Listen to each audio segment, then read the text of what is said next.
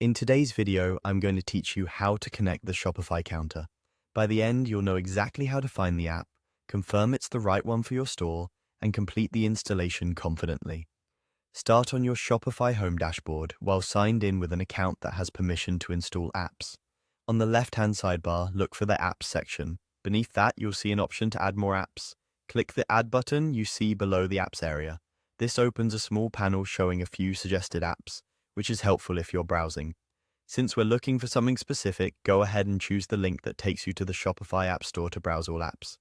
This brings you into the full marketplace where search is available.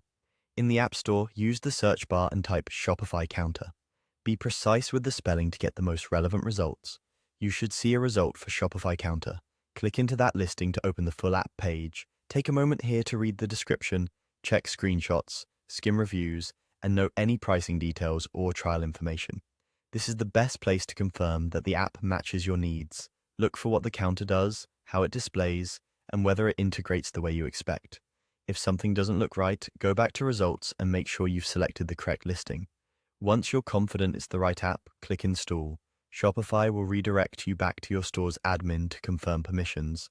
You'll see a detailed list of what the app can access and do, such as reading certain data or managing parts of your storefront.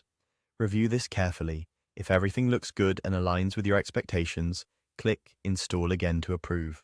If you're working with a team, it's a good idea to double-check that installing new apps fits your store's policies and plan limits before you proceed. After the installation completes, the app will appear in your Apps section in the Shopify admin.